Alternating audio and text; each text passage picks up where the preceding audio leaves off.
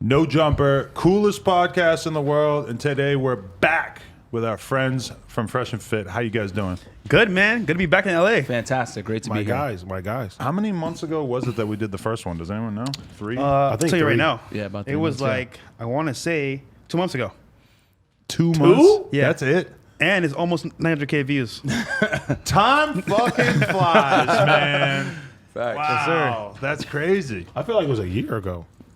It's been a minute. It was a great talk. Life moves fast when you do this many interviews, Facts. you know?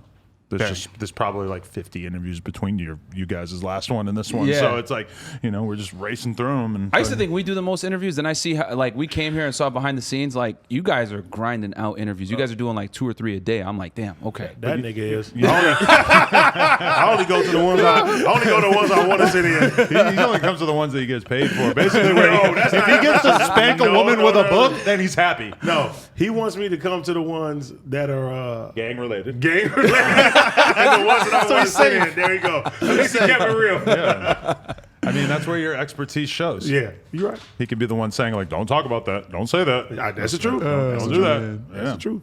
No, I need a guy like AD, man, on the team. For 80 sure. solid, bro. Yeah. Absolutely, But, bro. Solid but as a rock. okay, what I like about what you guys do is that it feels like, I don't know what you guys are doing during the day, but it's like every night, you guys are just in the zone, locked in. We're going to get these views. We're going to get this money. We're going to get this shmoney. We're going to get all these hoes to pull And not up. from New York. New York? I mean, that's what I might say. Me personally, I might I'm say happy that shmoney. Bobby's out, though. Yeah? On his Yeah. new single, too, yeah. I did see he put a new single out after 6 months on the day that Drake dropped his album. It's a very ballsy move. Nobody else would do that. Oh, Lord. But yeah, I mean, like, how about that? Let's start there. Give me a day in the life in terms of like what you guys are doing throughout the day to prepare. And are you doing 5 live streams per week on average, or are you doing much more than that at this Bro, point? we're A doing lot, like yeah. 2 to 3 a day. So a month we'll do like 70 to like 80 podcasts. And everything's A live? month. Yeah, all Yeah, live. all live. A month.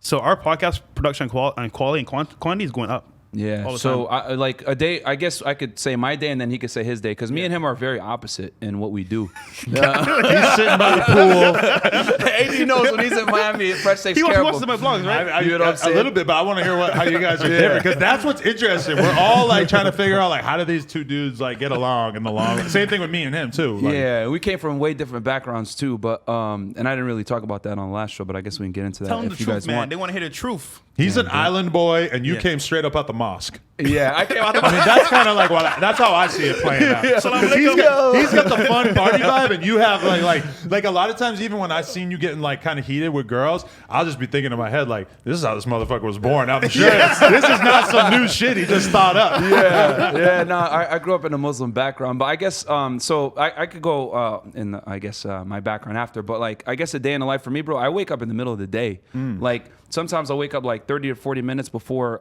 the show, or I'll wake up like an hour or 2 before, and then I'll go to the gym, train, and then come right in do the show right after. That's why a lot of times I'll be like sweating and stuff randomly when we do a show. Or if I wake up right before the show, I'll in between the nighttime show, because we'll do the daytime show Monday, Wednesday, Friday. And Monday is the Money Mondays, Wednesdays is the Womanizer Wednesdays, and then Fridays the Fitness Fridays. Okay. Or like we do also on Fridays we do a call-in show. So we release a fitness video, like on how to lose weight, whatever it is, and then we also do a live stream, which we do like reactions to contemporary events. Right. And fun fact, I lost 30 pounds listening to his advice. Yeah, Really? try. Fun fact, yeah. Oh, nice. And then, so that's the daytime shows. Then every night, Monday through Friday, we bring in girls at like 10 or 11 p.m. and then we do the whole after hours show, which everyone loves. But we do the daytime shows, but everyone forgets about that. Like no one remembers those big episodes. No one watches those. Credit Like- cards, real estate is like, oh, I want to see the I girl. didn't even know they existed. There's something you didn't know. Yeah. That's all like fucked up. like yesterday we talked about travel credit cards, like the best travel credit cards to get, Yep. but depending on if you want zero annual fee, moderate annual fee, or Amex, high annual Chase. fee. We broke it all down with all the different cards. We put the timestamps in there. No one watches it, but when we bring in the girls, 100K Really? views. You know what I'm saying? Easy.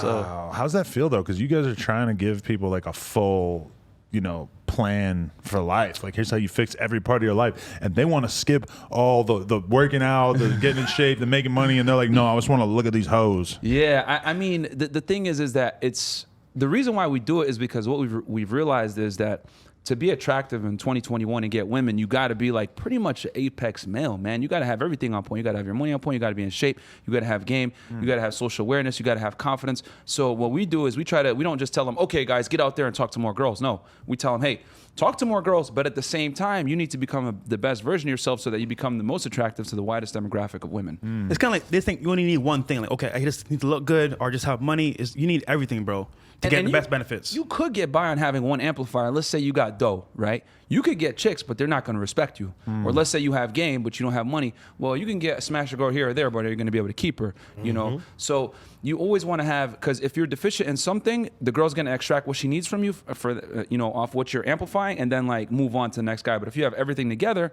not only you're going to be more confident, more attractive, but also you're going to have the power to walk away. Because a lot of guys don't have that power to walk away from girls. And I remember when we were having this conversation, and I thought it was like, something I hadn't really thought about so much in terms of like how nowadays with Tinder and Instagram, it's like the whole dating market has changed, where if you're like a 19-year-old hottie from Ohio, you're not picking from the 10 dudes that go to the bar in your neighborhood. Nope. You're going to be picking from all these ballers in LA and New York and Miami, etc. Thanks, AD. And exactly. Guys who like to fly girls out, guys who like to shower them in money and champagne. I don't know about that. Wait a minute. Okay. But so recently, the other day, I saw some poker players talking about this, and they're probably not the type of people who ever would have watched my podcast, but they were talking about this, and they had a good comparison. Like they compared it to online poker versus real life poker. Oh. Everybody knows that real life poker is a lot easier because the only people that are playing a certain stake in a certain casino are the people in that area. So you get a lot of random fucking people and people that aren't very good and stuff. But then if you play that same $500 tournament online, you get everybody in the entire best pick of the world litter. who wants to play a $500 tournament. And it's exactly the same with dating now, where a girl is in Ohio who previously would have access to 40 dudes in her town now has access to everybody on earth, and all of a sudden, and that's why now I'm going to steal that analogy. It's now. very, very I'm good. stealing Yeah, that. That is fantastic. You guys got to hear it. No jumper first. I'm stealing that from Adam If 22. you play online poker, you know the real effect of this because online is so much harder, and it's just like that's the reality is that now girls are picking from a very, very different pool, and now we are seeing male virginity. Male virginity is huge. on the fucking rise. And People think I'm capping when I say that. this is something. No, you're not. I want to get your thoughts on this. And I realize that I'm fresh off the caffeine this morning, so I'm acting like a tweaker. I might But- need a coffee too. Yes. You sure it's not the meth? It's also meth. This is something I saw the other day that I was kind of wowed by. It said that young men, I was listening to this like very official therapist, scientist, woman, et cetera, Abigail Schreier, and she was talking about the fact that now you have young men going into doctors asking for Viagra and shit. Bro, Because yeah. they are so used to jerking off to crazy shit online that they might be 19 or 20 and they already feel like, oh, I got one girl having sex with me. That's not enough. That's not going to keep me entertained. I need to see crazy shit. So dudes are really coming in asking for Viagra. In conclusion, the whole world is fucked up. Okay, guys, very important announcement. Today's podcast is sponsored by our friends at Blue Chew. As some of you may know, my partner AD, he spent maybe a little bit too much time in his life consuming the gas station pills. No longer. We're officially Team Blue Chew now. Blue Chew is a unique online service that delivers the same active ingredients as Viagra and Cialis, but in a chewable form and at a fraction of the cost. Basically what you do is you head on over to bluechew.com, and there they have these medical assistants who can basically tell you what dosage you should get, exactly which product you should get. But if you want to increase your experience as a man in the bedroom, Blue Chew is the obvious choice. They come in these delicious gummy tablets that will have you just rocking in comparison to anything else you might have tried for this sort of thing in the past. Blue Chew is the best. They will hold you down. And one of the best things about shopping with Blue Chew is that it comes in very discreet packaging, dropped off right at your house. So you don't have to make a doctor's appointment. You don't have to have any awkward phone conversations. Nobody's going to know what you're getting in the mail, but you're going to love it. And if you don't like swallowing pills, Blue Chew's great for that purpose too, because it comes in a delicious gummy tablet. No worries there. Anyway, so if you think that you need a little bit of extra confidence in the bedroom, all you have to do is head on over to bluechew.com and use the promo code ADAM22. You will get your first month free. You just pay $5 in shipping. $5, you support us, You let Blue Chew know that you're interested in the product. And for $5, realistically, I feel like almost anybody could spend $5 to find out how to unlock their true potential in the bedroom. So with that being said, head on over to bluechew.com and use promo code Adam22. They're going to get you right. Let's get right back into this Fresh and Fit podcast. Yo, I can't tell you how many girls, bro, I've met either talking to on a podcast or behind the scenes. They're like, yo, my boyfriend, he can't get it up. I don't know what to do. This is why I might go New cheat. boyfriend. And I'm like, yo, I get it. Yeah. They're jerking off all day. And it's like, bro, your girl's right there in front of you. What are you going to do? Yeah, not only that, but like we coach at this point thousands of guys, and we have our Patreon community, everything else like that, and our Zoom calls that we do. And a big problem that a lot of guys come to us with is I'm addicted to porn. I watch it all the time. I can't stop. Blah blah blah. And one of the first things we tell guys is guys that have like approach anxiety, that have issues like going up and talking to women, is you need to stop watching porn, bro. Because when you stop watching porn, it's gonna make you start to like naturally like girls again and not like be attracted to all this like all extra Crazy weird stuff. shit. You know what I'm This saying? shit that you're not going to be able to ever get in Yeah. real life. You're not going to meet a girl at the bar who wants to do ass to mouth that night or whatever the fuck you're Like getting turned a on lot of the by. time, like approach anxiety is killed just by like not watching porn. Really? Like, yeah, for a lot of guys. I mean, obviously some guys need a little bit more, holding their hands to do it, but a lot of guys get over approach anxiety simply by just not watching porn. Because think about this, right?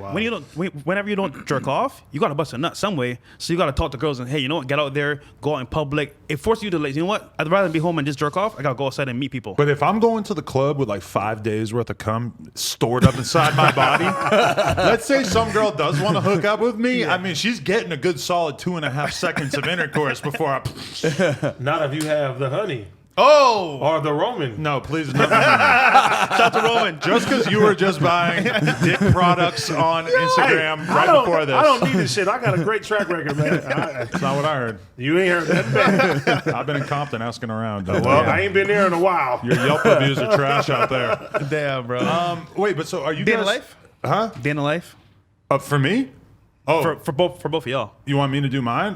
Wake up at 8 or wake up 7:30 Give in me the some morning. Joe, please. I work out at like 8. Yeah. I come into the house. I eat breakfast. I look at my phone, go through Twitter, go through social media, email or text my team like a crazy person. Then I come in here, do the news or do interviews all day. Sometimes it's not news or interviews. Sometimes it's like meetings and stuff. Like tomorrow I have to just do meetings all day sitting in my back house at my house. And then usually I'm done by like 7 or 8. And then I come home and sit on the couch for an hour or two, watch a TV, smoke a blunt, and then go to bed. God damn it. What a life. What about you? Like, let's say tomorrow, I'll take my daughter to school, come film, pick her up from school, go to the studio, go do some more filming, and then I'll go to the clubs and turn the fuck up and then go back home and do it all over again. Man, all y'all boring, man. Listen to my life now, right? This is what I You do on a guys are daily. young Well, and hold on, single. I I didn't guess even he's finish yet. single. My bad. So then after we do the nighttime show, so as you guys, my bad, I didn't even get to finish. I got so interested in what Adam was saying. But basically, so wake up right before the show, do the show, and then I'll go to the gym in between the nighttime show, right? We do the regular show, be done by like 9, 10 p.m., hit the gym for an hour, come back and do the late night show at like 11 p.m. or so.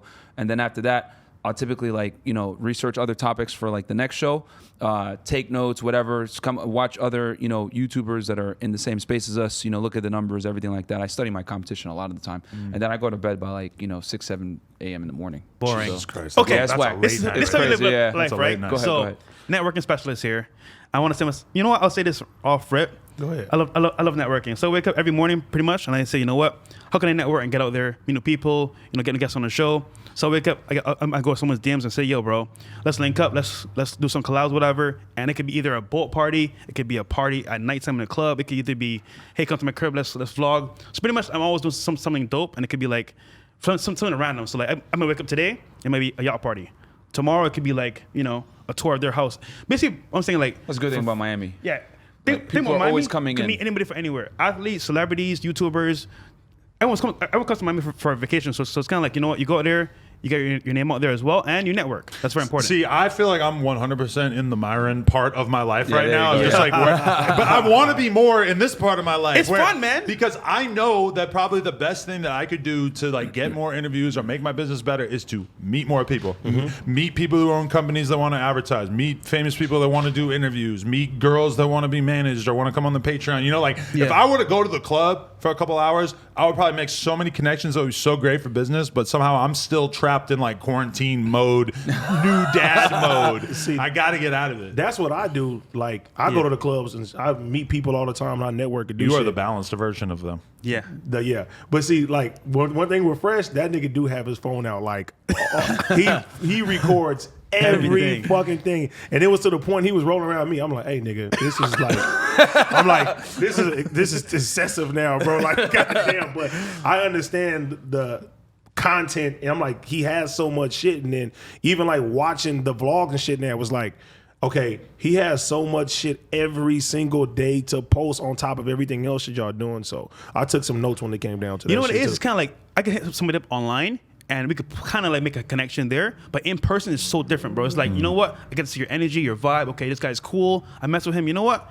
Maybe I would have been a little bit skeptical about the beginning of his podcast, but you know what? I fuck with his energy. I'll come on the podcast. And that alone, bro, that connection in person, you can't beat that. Okay. Yeah, it's very important. So- It's very important because he goes out there and he networks with the people, and then like me, I'm always also like I'm always upgrading the studio, like getting like new mics, new equipment, new cameras, Yeah. upgrading, like trying to make the production quality higher because like my thing is like I look at it like, well, there's a lot of podcasts out there, but if we can make the podcast with the highest content quality, you know what I'm saying? Well, production quality as well, then that's going to give us an edge. So like, and when you're at this level, like, I mean, obviously you guys are high level podcasters as well. Like value, man. every small percentage like matters a lot. You know, every little thing that you do, every new upgrade goes, you know, very far because when you're competing at this level, it's like every little edge. But see, that's why you need a team, bro. Because I'm gonna be good at one thing, which is networking and getting myself out there. He's good at behind the scenes with the camera, equipment. I can't do that shit. Yeah. So you need a team, which is why it's very important. Yeah, Yeah. because you can only get so far with like just being one person running a business. Like, because there's just you gonna be can't. like for me, it's like I'm very good at like doing the interviews, getting creative, thinking about what to ask people and stuff. If I were to take all the time out of my life to then also be like editing the podcast, which I could do that. Like I fucking know how to do that. It's just not the best use of my time. So I got an editor, you know, and me running around trying to do all the booking would be just like a huge like waste of my time at this point. So it's like I got to bring somebody else in to help me book all this stuff. I mean, you're not really running a business unless you have other people helping you out. Facts. Because otherwise you're just like a person hustling. Facts. Like, for You know? example, we took a break from the podcast for like, I think 4 days, right? Yeah. I came over here to LA. I went to Kalamaxi's party. I met Soulja Boy, Blueface. I met Michael Black's manager, Sam and Chubbs. And pretty much like from there, he came on the podcast. That's after where that came from. I was Exactly. wondering how you guys met him. So basically, bro, like, once again, networking is very powerful. If he didn't meet me in person, he wouldn't know who I was. Hey, you know what? We can mess with a podcast. Let's talk some numbers. And then from there, we hooked up and then it made it happen. Yeah, no, that interview was funny too. was funny as hell, it was, bro. It was a good time. Under the Michael bed, Blackson bro. is funny. Motherfucker. Yeah, like he really is funny. And the thing too is like for me, it's like I'm always like trying to scale up because as you guys know, we bring a bunch of girls on the show. So like I'm getting like you know, trying to get more cameras, and then as you get more cameras and more mics, well then you need a new mixer, you need a new video switcher. So I always gotta like upgrade up and you know always looking at new equipment. So Yeah, that's going to be our issue at our next spot is that we're going to try to have more mics. So we're going to need a different mixer, or I think we'll be able to use this for Because like you got one a of the big ass sets. space here, bro. But this Yeah. small ass table. This ain't shit. No. Oh yeah, you guys do have a big table. The new yeah. spot is about to go crazy. No, No, that's New lit, spot, that's we're lit. gonna have Yeah. so much more room. That's what's weird now is like people come in here and be like, "Man, this is a great spot you guys got going here. This is super dope." And I'm like, "Man, like They don't this know ain't what's coming. shit. This is our old shit, bro. Wait till you see my new shit." It ain't Nick Cannon. Inside joke. Did you see what happened with him last night? No. Oh, okay. I'm gonna tell you about it later because I don't want to let the cat out of the bag. But he showed up at the fucking Met Gala or whatever last night. That wasn't him, that picture. He said it wasn't. Oh, well, I don't know. I'll explain off camera later. That wasn't him. Wait, did you go to the Met Gala? No. He wouldn't go anyway. No? He don't even like to put on suits. Damn it. I mean, I'm gonna be honest. that's like me, bro. You No. don't like leaving. When I No, look at he these see- y'all are the images, same, bro. He Y'all are the thinks same. his legs are deformed or something when for I some look reason. at all these celebrities just showing up as something like that, and they're all just in competition for who can be wearing the gayest outfit, I'm just like, Yo, I what is this? Kid Why Cudi? do you all choose to do this? Like, who convinced you that it was cool to show up like this? Like, I don't get it. And I think you should stop. That's Kid just how Cudi I had me feel. I don't dying, know. bro. I was like, dog, this nigga's burnt. Burnt out, no. Man. I mean, yeah, he like what the hell is he doing? You got all that black shit around your eyes. I love how him and Frank Ocean came in with the same hair color. Like somehow all this like the zeitgeist, like they both just have the same idea. That's like when J. Cole wore the same Versace shirt as French Montana and them. I mean, you could do that though. But they landed on the same exact hair color. How is that even possible? That's fucked up. It's kind of. I mean, we're going to have this conversation later, but you're going to have to let me know why everybody is rocking dresses from your community. Hey, they ain't from my community. I don't know for that. That's why I just wear our merch, man. I don't wear nothing else. I I just come wear from our Central stuff, Lingerie. bro. I have No, not no. seen a dress come That's out cool yet. that you got him to wear the merch right now, though, because I see him with mad Versace fits on the gram. I know, 'cause you and never shit. wear- you never I'm wear- like, where did he get a leather bucket only hat wear the from? merch, bro. Damn, what's going on? Yo, what's the Prada? Aren't you proud of us? Bro, the funniest shit, we was in a Dior store, and I was trying to convince him to buy this Blammies pack. Bro, for like almost an hour, bro. This shit was funny as fuck. Yo, because real talk. Okay, I'm very different, right? Because I'll go in the store, I'll see what I want, but I'm like, damn, do I deserve this right now? Is it for me right now, or should I wait? So I'm thinking, you know what? When I make a big win, I'll come back and buy it. So that bag, I bought it like a month later. So it's crazy, man. I have to feel like I earned it. Once I earn it, then I'll buy it. But do you Fuck that. I wouldn't bought do you some guys shoes. feel like you're living that like do you guys feel like, oh, we're making this money so we want to spend this money, or is part of you like, we're making this money, but who the fuck knows what's going to happen 6 months from now, so maybe I should just hold on to as much of this money as possible? I'll tell you this. Because I'm in the hold on Go ahead. category, even So though for I have no me, reason. I feel like money's a tool to be used, and I use it for networking. So me buying this watch, this chain, the clothes, it's more like, you know what? If I go into a room with somebody that I want to network with, and we look similar, they're like, you know what? He's somebody. Let me see what he has to say. That's the truth. Versus if I'm like, just wearing some regular clothes, whatever, it's like, oh, he's nobody. I don't talk to him. So just those things alone, even my car, I bought a McLaren recently, right? I saw it break down in the middle of the road. Yes. okay. So you See what won't get a happened? living. So that was one of the most embarrassing things in my life because once again, The battery died, right? It was Battery the died. battery. He got it fixed. the battery but- died, right? But I was there for like 4 hours, bro. They came to tow the car. It was too low. They couldn't tow it. Long story short, I met a guy in a club the night before. He helped me get the car towed from his guy. So networking once again. But did you feel like you were kind of flexing with the broken down McLaren in the middle of the You know street? what Because it's happened? still like, I got him Bro, McLaren. they were like, fresh from the podcast. The car broke down. You're doing like I'm like, bro, like, damn it, you know who I am. doing a meet and greet on the side of the road. Funny story. A girl from the podcast worked at Hooters across the street. She came over, brought me some saw food, some that, water. yeah. I'm like, yo, that's love, man. That's fire. And I won't say, but For yeah, all the people that say we're terrible to the female Ooh. guests. Yeah. but They're good to you guys. that being said, bro, right? Whatever I do is for networking. So me doing these things, I'm getting new people. I'm getting like new eyeballs on us, new people watching the show. It's like, you know what? I can see he's going up in life. Let me see what he's about. And that alone opens up new doors, new avenues. And look, people we're bringing on this next month is going to be crazy because once again, I'm in car circles now. I'm in fashion circles. It's like, you know what? Let me see what you got to offer. We got a podcast that's lit. Come through. See, that's what I do. I send AD out to the clubs. I make No, him he wear, does not I send make him AD. wear no jumper shirt. No, I don't. And it's great. No, but this is actually the weird thing is a couple months ago, I was all geeked up on I need to start going out. I'm going to go out to the club with AD. I'm going to actually start socializing remember that. again.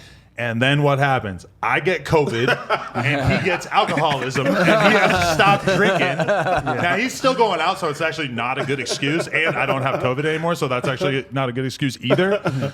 But that was kind of like, oh, fuck, is the universe trying to tell me to not fuck around with going out or anything? No, do you have to go? And back to what you saying about the McLaren. Yeah. I recently read 50 Cent's new book, and he was talking about the McLaren.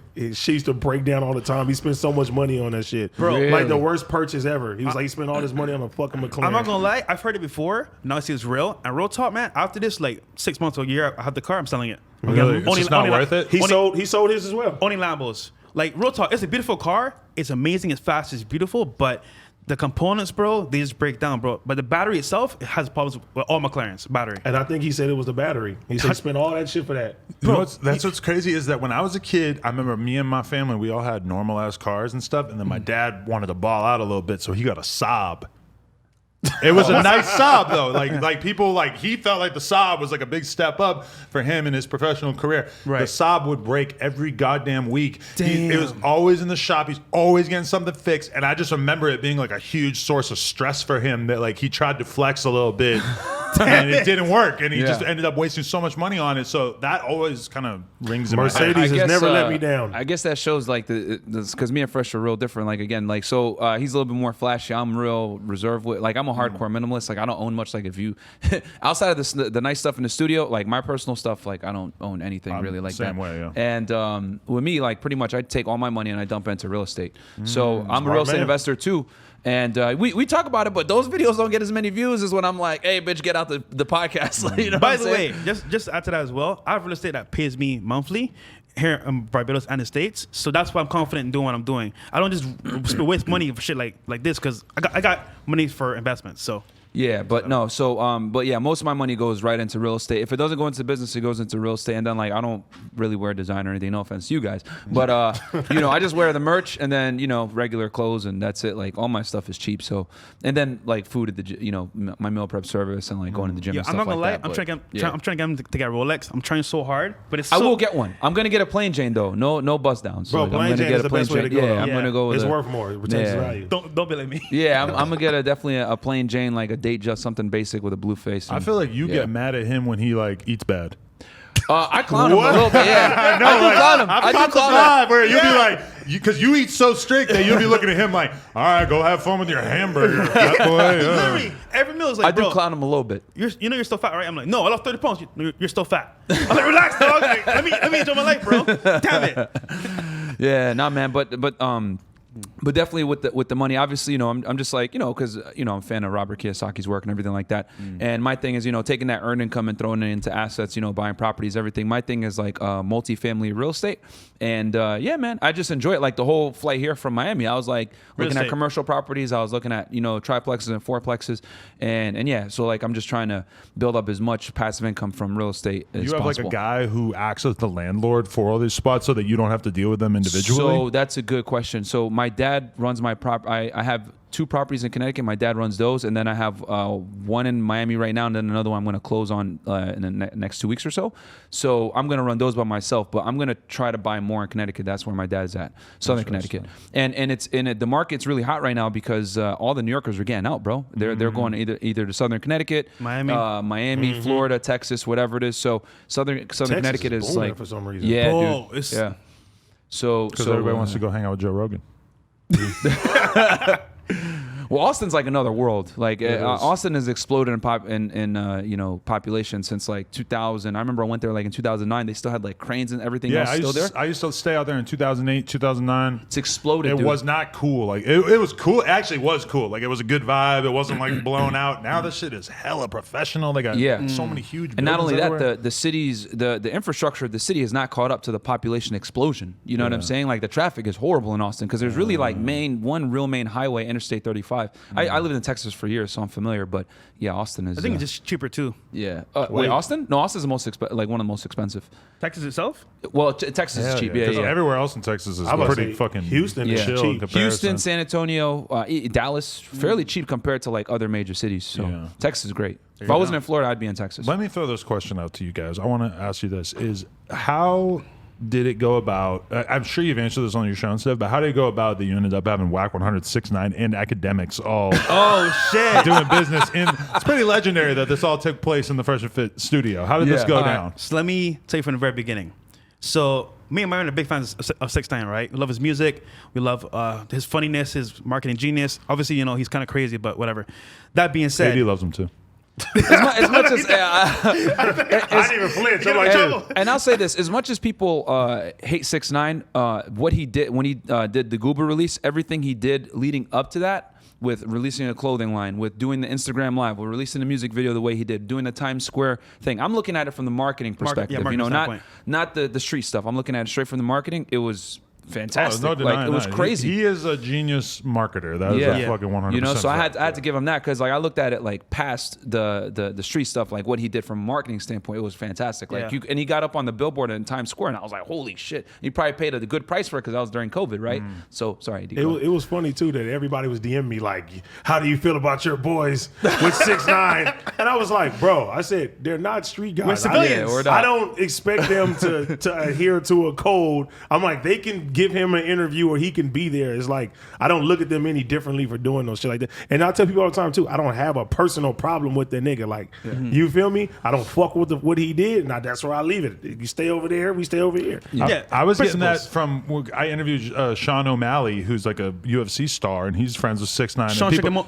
Sugar Sean. Sugar Sean, right. And people are commenting like, "Oh, he's friends with 6ix9ine. How could you be cool with him?" I'm like, "You guys really think it's that serious, huh? Like, I'm not supposed to be not. friends with this guy? Like, what the fuck And do I I care?" tell Adam all the time, I was like, bro, if you didn't talk so much shit about this guy, like, I wouldn't care if you did something with this nigga because that's not the life that you come from. I'm not sitting in the shit, but you feel me? Yeah, you Yeah, kick it we with tons of aren't snitches. street guys, so it is. We can look past that because we're not street guys. I enjoy the music personally, and then like I think the marketing, what he did for the marketing was genius. You know what I'm saying? So basically, once again, networking.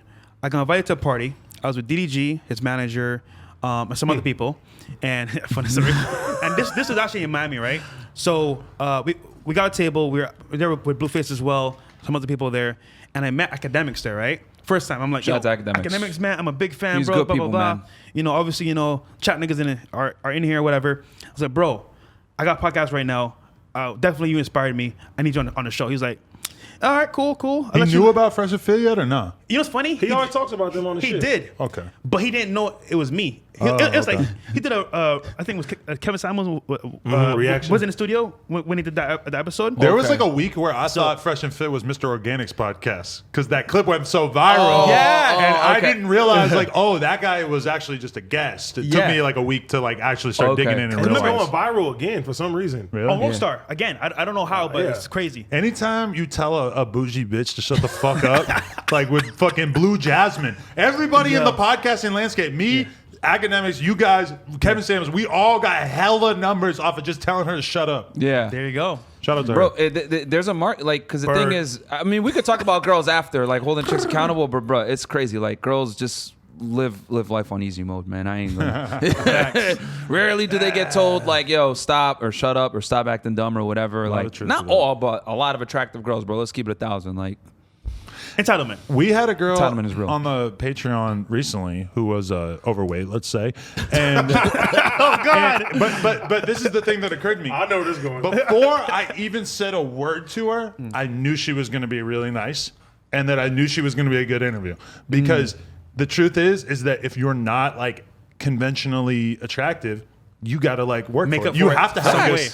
You have to have a good person. If a 400-pound guy walks in here and like people say, "Oh, not that she was 400 pounds," but if a really fat dude walks in here and he's supposed to be on the podcast, you probably just assume like, "Oh, he must have a really good personality," because it's like he's not skating through life. Whereas a lot of the hottest girls I know in my life have the absolute worst personalities, Facts. and since moving out here, it's gotten worse. Where you meet hotter and hotter girls. You meet a supermodel, she never had to think. Nobody ever made her Miami think. is the Yeah. epicenter of worst, bro. Really? Yeah, bro. Yes, It's bro. bad. the Okay. Terrible. entitlement is real, bro. It's Bad. crazy. Like Terrible. like I've said it before. Like the average girl thinks she's better than the average guy, bro. But you Like, know why? that's- She has so many options. Think about this, right? She got a sugar daddy, a boyfriend, a guy that's digging her down. Like, why does she need you? Nigga, who are you? What are you gonna do for me? Yeah. That's how it is. Facts. But okay, it's- tell them the academic story. But Go. we're the And then same we can- way, then though. we can talk As about men. chicks. As men, we're kind of the same way, you know? There ain't too many sugar mamas like that.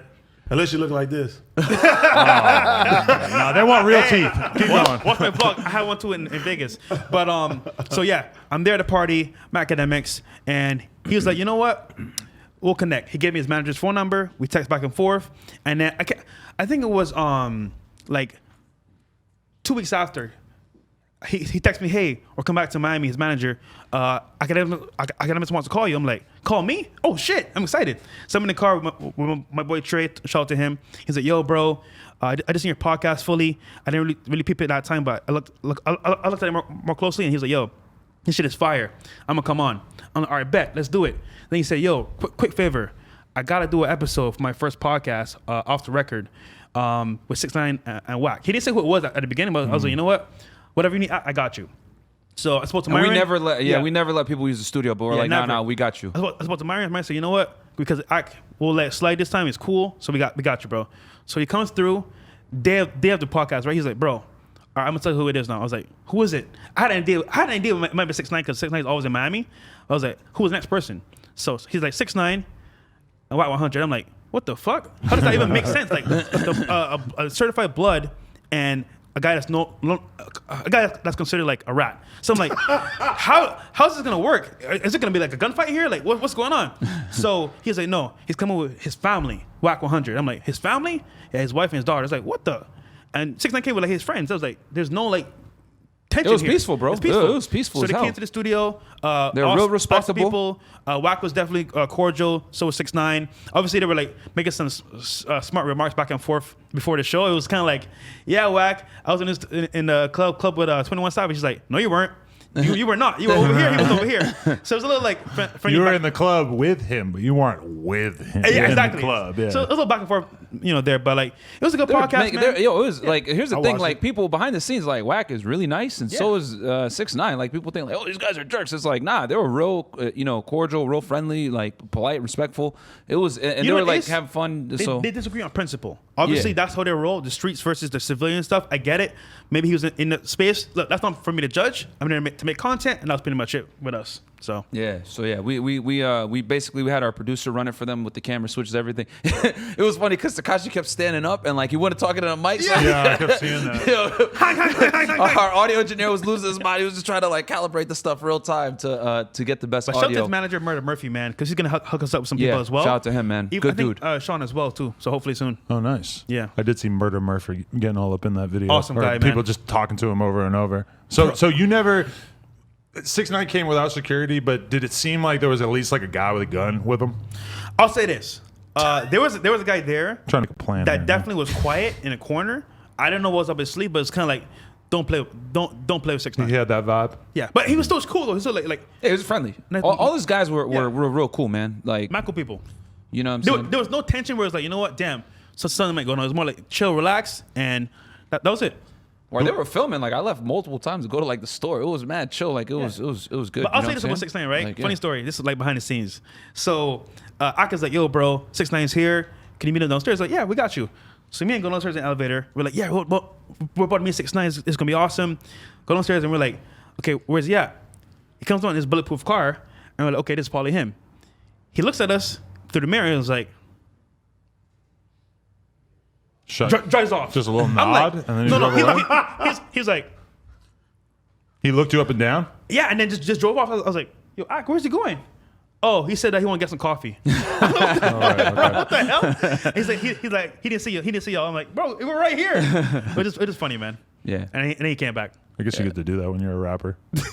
Sort of just like. I don't think he knew who because he didn't know because he probably he was didn't know. expecting Act to come get him Yeah, from probably, downstairs. probably. So we went down and go get him. Then That is funny. we brought him up and everything Do like you guys that. ever do an episode? Do you ever do episodes where you have a celebrity or whatever come on and he gets to bring all the girls? Because I feel like 6ix9ine's probably got a pretty good squad of girls he could bring through.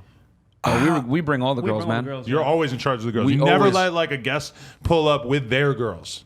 I mean, we never did. Nah, we I mean probably Michael could. Blackson brought his girl, Yeah, but he- like yeah. every time we've ever had guests on, bro, really we always supply the girls. We always And do whatever it. happens after, hey man, that's on Yeah. y'all. Have your fun. Yeah, but Right. we always supply. I mean, if they wanted to bring them, they can. We can. never tell them like, nah, you can't bring your own girls. They absolutely can. But 9 out of 10 times, it's like I think a lot of times they just enjoy the fact that like we're just gonna have them there for you. Don't worry, you just show up. Do you feel like you guys have gotten better at inviting girls that you won't have to kick out? I'll say this. I'll say this. It's still happening. I still see it. We have Frank a, Castle. we have our producer Chris. He's an awesome guy. He's vetting the girls now more carefully. So I would say that's kind of like a buffer. And then also like I have more patience. I used to like not have patience. I used Oh, to kick look. girls out before the show even started. Like they'd be downstairs, I'd be getting them, and they would say something stupid. I like look her dead in the face and be like, yo, just go fucking home, bro. Bro, this one time, dude, I swear to God, That's bro. kind of why they're there, is to say stuff that's stupid. Like that's the content. Yeah. Like they say something dumb, you freak out. But it was like Yo, wildly that's the disrespectful. content. Here's Right. the worst part, bro. I'm like, bro, please let me go upstairs at least and get on camera. Cause you know what he used to do? He'd be in the lobby. Yo, I don't like you said that. Leave. I'm like, bro, I didn't do the podcast yet. Let them breathe first, please. But then he toned down, like pretty much like Yeah. he's more patient now. Yeah, I've But been it was like bad, really bro. working. I've been like working on my anger and shit People like think, that. So. like it's acts. No, this is how he is 24/7, bro. This him off camera and on camera. It's scary. Dead ass. Yeah, I mean, my thing is, I just have low tolerance for like BS from girls and just Yeah. disrespect in general. You know what I'm Yeah. saying? Like, cause I'm very respectful to people. You know what I'm saying? And the thing is that, and here's the thing. when I'm dealing with men or whatever, 9 out of 10 times it's very respectful, bro. Because They know like what's guys, we understand that there's always this possibility of physical consequence that could lead to death, right? So men always approach each other correctly. But women, however, I don't know what it is in 2021 or what it is, but a lot of women think that they could talk to you any kind of way just because they're attractive or whatever.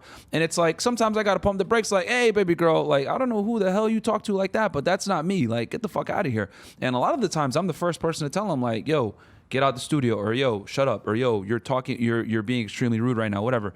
And I used to be worse about it before, a little bit more abrasive, but now I'm calmed down, and I'm like, and sometimes I just like let them say the crazy shit they're gonna say, and they're like, all right, get out, you know what I'm saying? So whatever. No, I'm the same way, where it's like I want the conversation to go a certain way, and if I feel like the other person is not like doing their part, like if they're just saying shit that's stupid or whatever, it's like hard for me to hold my tongue, and I have to kind of have to tough, work bro. on it. You don't want to be the drill sergeant who's just telling somebody like how bad they're fucking up and all that. Absolutely. And we be telling the girls too, like, yo, don't come all drunk and all this other stuff. Like, we might have some stuff there at the studio, but we always tell them, like, yo, don't get too lit. Yeah. You know what I'm saying? Like, don't, and they still do it anyway. Yo, you know what they I'm get saying? a full briefing, bro, before the show. Hey, Really?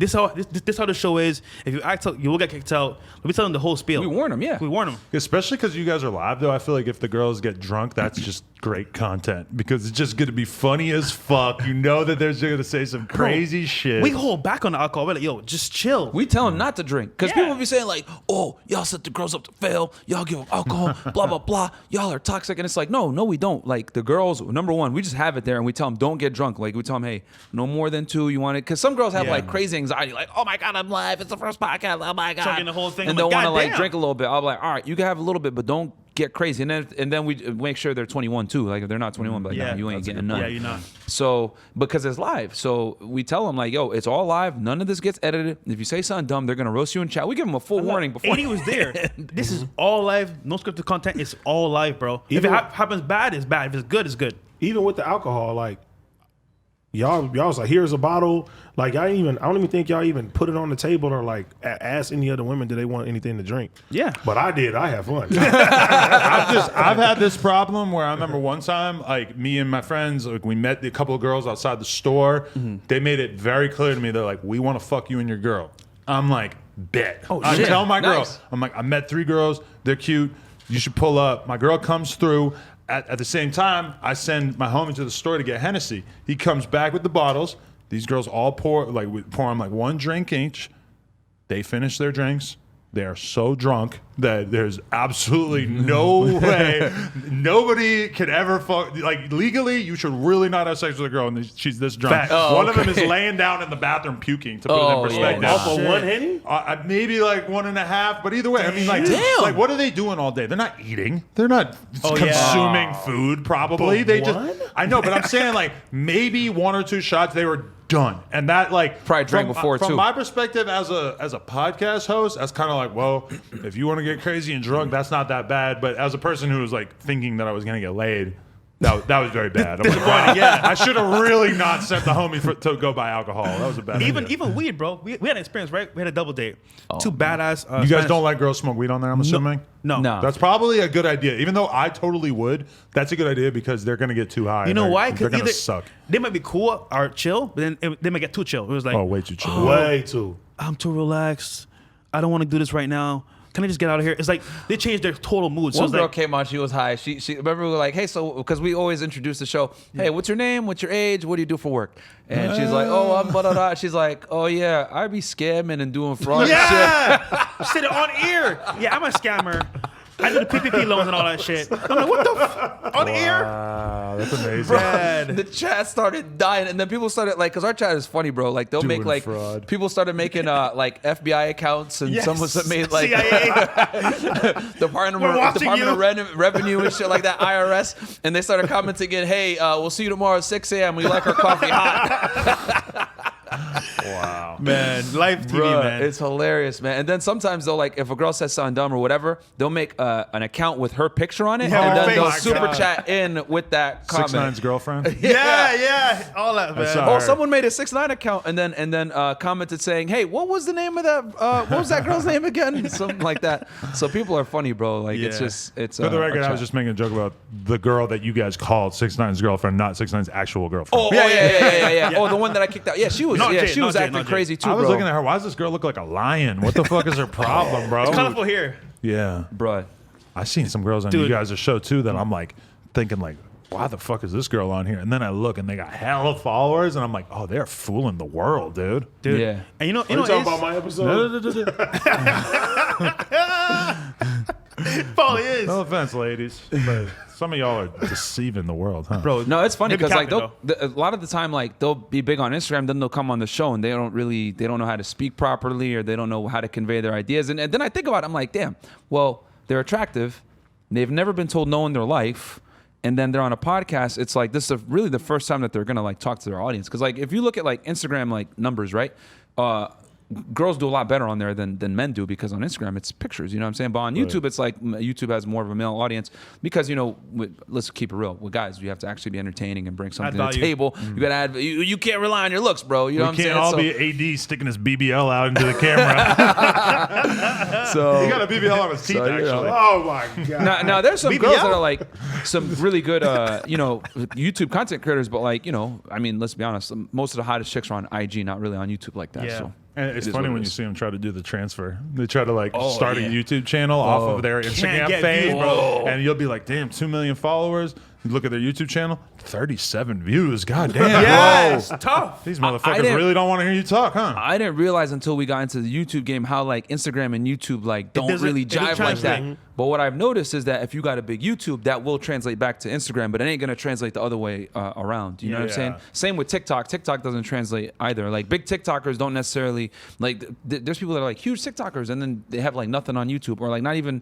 Maybe sometimes it translates to Instagram, but I would say if you're gonna put it in a hierarchy, it goes YouTube, Instagram, TikTok at the bottom. No offense to TikTokers, Yeah. but you know, but if you're big on YouTube, I guess that clout, if you To want me, to that's say, like real will fame translate, right there. Yeah, But will YouTube translate. fame is the real fame. Different islands. It's the closest you to know? TV that you'll get. Because YouTube Yeah. takes the biggest buy-in because as a person, you know, you kind of have to like watch ads, you know, like there's like all these like different things that have to take place. Whereas like scrolling through Facebook and just seeing a quick video that has 50 million views, it's like, oh, like hella people saw that without even knowing who the fuck you were. I was just gonna say Facebook- that. what you were Facebook's doing. a big one. Like, I mean, a good example is like Bryce Hall is hella famous. I'm not taking that away from him, but we did an interview with him on YouTube. It got 250,000 views, I think. That same interview, we chopped it up and put it on TikTok, and maybe got like 50 million views between a bunch of different clips. I mean, he's just way more famous on TikTok, right. than on YouTube, and I mean that's fine because it's like That's his lane. I would take TikTok fame over no fame, but I Yeah. mean Facts. it's just two different things. Yeah, you know? and the thing with TikTok, because we had for people, because people ask us all the time, we got banned Fresh 4 and times. Fit, why aren't you guys on TikTok? We got banned. like 7 times, bro. Yeah. It got so bad to where like I hired people to make a TikTok account for us and use our YouTube clips Still banned. on a different device, and they would get banned on TikTok and couldn't log into their own account by putting up Wow. our content. So whether they have my voice in there somewhere, Fresh's face, or his stutter, like, oh no, they're like, oh no, yeah, ban these things. You know what I'm saying? Like whatever it is, we're banned on TikTok. So for all you guys that are wondering, Too real for TikTok. yeah, TikTok it like literally has us like in the crosshairs. We can't post on there. It's bananas. And it sucks because TikTok is like, I've always said it, like TikTok Organic was like, growth. like, yeah, it's like one of the best social media platforms for organic growth because everything else is like, you know, you're kind of the slave to the algorithm. But like TikTok is like, if your shit hits, it hits. But the thing is that at least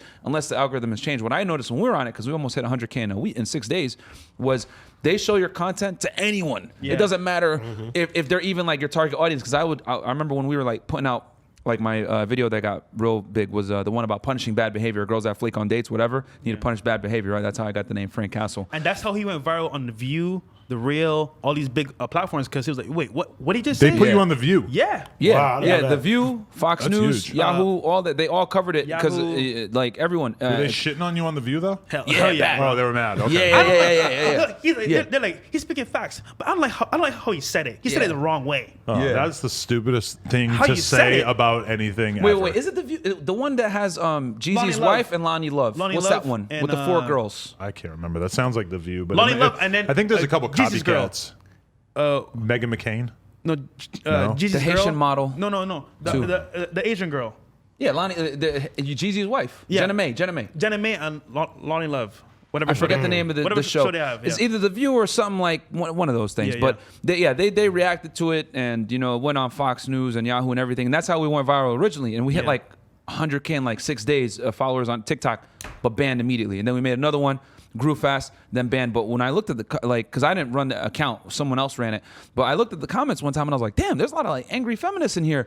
And then I was like, oh, they show it to anyone, they don't care. It's like a plague of social media accounts getting deleted these days because everybody I fucking know has had their Instagram deleted and their TikTok deleted. And it's like Twitter feels pretty safe. I hear about people getting their Facebooks deleted all the time. Now it's like a whole new world of like, even me, like control. We are managing this girl. My advice to her on Instagram is like, don't look like a porn star. Do everything you can to look like a normal girl. You can never say OnlyFans when you're doing a swipe up. There's like so many rules now. And even like we had a rapper on here the other day who got banned because he did the crate challenge. And they said it was encouraging violence. Yep, I heard that before too. They have in one of my captions. What'd you say? They said I was inciting violence. Anything about violence or drugs now, do not do it. It's not worth it because they're gonna get your ass. And I got I got a strike for a album cover that I posted as one of my friends, and he's just chilling outside like on his block. I was just like, "What? Are you serious? I swear, bro, this shit's crazy." Yeah, if you're a rapper and you put your actual lyrics as your captions, 99% of rappers, your lyrics are too violent. They're getting deleted. Damn, they tripping. It's a whole thing. holy smokes. Damn. Well, I'm glad I knew that. Speaking of violence, you guys recently had to pull the blicky out on somebody. Let's talk about that. Oh yeah, man. That was Let's insane. talk about the elephant in the room. People are insane. like, we waited 50 minutes for Adam to bring it up. These guys are in hot water. What's going on? Nah, man. I mean, I guess do you want to address it first? There's so much. I mean, like everybody. That nigga called me. Yeah. If you're watching this right now, you know that you guys basically, let's give the super condensed version. You guys did a podcast with Abba from Abba and Preach. Then Abba and Preach made a video where they basically like criticized one of the viewpoints that you guys put out there. Then you guys put out a video where you fired back. You ended up taking that one down because you were a little aggressive, etc. And then this has all kind of played out from there. And I mean, here we are today. Yeah. So we did make a video in response to that because we felt like, hey, man, we invited you into our home. You know, you definitely went behind our back and did this stuff. It's kind of like, yo, just call us, hey, man. You know, we have a disagreement. We'll talk about it online. Just as men. It'd been a great collab. Respect, you know? And we were like, yo, like, this is crazy. Like, this is totally left field. So, you know, we responded very, aggressive, so to speak. But we It wasn't right. It wasn't right. Out of respect, we took it down. We took it down out of respect. And it went left real quick because everyone was like, oh, attack FreshandFit. They're weak now. Get them on their knees. So it was like, holy crap, like, this is crazy. That being said, though, we had someone who used to work for us, and he found a perfect opportunity to say, you know what? Now I can clout chase because if I go there, I know where they're at. I can get past security. I can go upstairs and look like a hero. Hey, I'm a preacher. I'm here. It's like, bro, really? That made you look stupid. Did you think that he actually intended on like getting into any kind of physical situation? Like if you didn't have the gun, do you think that it would have just been a fist fight? It could have been. Yeah, I don't know, man. I mean, because the thing is that, and I don't have any personal problem with this guy. Like, we had stopped talking to him months ago, dude. Like, we stopped talking to him like in May. So, so when he pulled up, like, because he called me 2 days prior, like, saying some stuff, and I can't talk too much about it because like the police are involved in stuff now. But yeah, I can't go into crazy detail. But yeah, I mean, it's just like.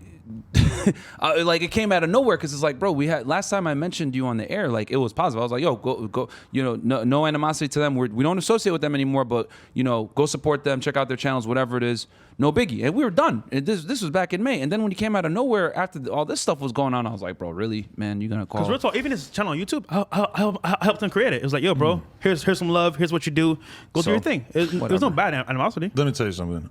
Oftentimes, when you fire somebody. They do not take it well. Yeah, well, we learned that. Sometimes you fire somebody and you never hear from them again, or they tap in from time to time, like, hey, how you doing, whatever. Sometimes you fire somebody and they just, like, you forget how much of somebody's ego is caught up in their job, you know, where it's like you letting them know that you don't like the job that they were doing for a period of time is enough to basically like make them erupt and like completely change their fucking way of interacting with you or anybody. You guys met us in person. We're like chill, just having fun, getting lit. Like we're not like trying to like, hey, you do this, you do that. Like, nah, man, we're like, cool. And like we were doing a live show, and it's like I hear the door open, and Bang. I look and I see him. And mind you, people were like, "Oh, the door was open." All right, well, listen, the girl that was helping me out at the time, she said the door was locked, so I went off her word. So I didn't realize that the door was open. So he walks in. I look and I see him. I'm like, what the? And I see another dude with him. So I'm like, all right, it's two of them. I don't know who else is in the hallway. common sense. I'm not gonna go out into the hallway and fight two individuals that I don't Hell no, it's like. Blammies What? season. Yeah, like it's two guys, right? You know what I'm saying? It's two dudes. I don't know who else in the hallway. I don't know if they have a weapon. You know what I'm saying? Clearly yeah. went around security, so I'm like, I don't know what this dude's on. So I go and I grab my gun. And you know, for some of you guys that don't know, I used to work in law enforcement, so I was trained. So I was like, all right, let's see what happens here. So I stand. I'm like, listen, you know, you gotta. I always say, you know. When it comes to self-defense, life isn't fair. You gotta fight to win, not fight for like, you know, to, oh, let me look cool. Like, nah, bro. Like, it's two guys and it's just me. And we got a bunch of women in the studio, a bunch of people in the studio. I'm responsible for everybody's safety here. So I don't know what he has. I don't know who he came with. I don't know who this guy is. So, you know, oh, you should have went out there and fought him, Myron. Come on, man. Use common sense, guys. Fight him? It's 2021, my friends. Yeah. I would have blew his dreads to the third floor. That's what I'm Yeah. saying. He's, I mean, I don't know. And Florida's stand your ground state. I don't know him on a personal He could level. have shot him and it would have been fine. But I know I would have sent him to the rim. you are you're the type of guy who doesn't want to catch a body. I know a lot of people, like, I'm gonna be real with you, like if some guy came outside my house hooting and hollering, and it's like, I might pop his head off just because I want to see what it feels like, you know? Like, I mean, I just want to kind of like know what it feels like to send somebody to the shadow realm. And I'm just saying he's lucky that he encountered somebody who wasn't trying to find out what it was like, because I know a lot of people who, to them, that's a layup. That's like, oh shit, I get to kill him. Like, whatever. Like, I'm going to be lit. Like, people are going to write articles about me. There's a lot of people who are basically operating on that methodology. So. And I don't hate him, bro. Like, I was just like I saw the guy there. I was like, bro, like, these dudes really, man. So whatever. At this point, I'm like, you're just not gonna step in anymore. That's what's gonna happen. And that's when I put myself there in between him and the, you know, coming in further. The girls were running. It was like Yeah. Godzilla, bro. Yeah. Funny But story. people said it was staged, and I was like, Yo, funny story. Right before that happened, we're talking about survival, right? How men need women to survive. How women need men. How Yeah, women sorry, need men. How women need men to survive. They're like, oh, we don't need men. We can survive on our own. The moment they're on the ground running outside, like, ah! I was like, Yeah, as soon as he broke in, bro, because they're saying like, oh, well, the door was open. Well, guys, he illegally entered. He circumvented security to get up there. You look at Florida statutes, it is still a crime. I mean, You know like, what I'm saying? hypothetically, picture that guy or any, like, You can't get on that floor without line of security. any big, strong man shows up, and let's say that there's 30 women there. Imagine them trying to defend themselves against one guy, and they all have nails this long. They all have high heels. Their hair has all kinds of products in they it. could kill him. I'm just saying, like, I feel like one big, strong dude could probably beat up like fucking 40.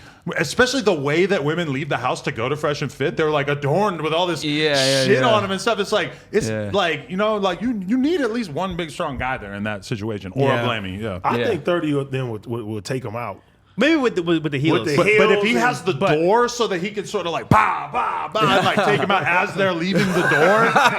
One by one. Because if there's 30 surrounding him, then I kind of agree. I might, Yeah. you know, and not that it's about him, it's just about any guy at all. Yeah. So that was But the now, we wish situation, the best, man. man. Yeah, Like real talk. It was crazy. Even too. after all that, like, Wait, I I want to hear 80's take on this. No, I called you on the phone like, I 80, know, what do you think, you bro? called me. I mean, for one, I said I was sending him to the shadow realm. You feel me? That's got to be our next merch.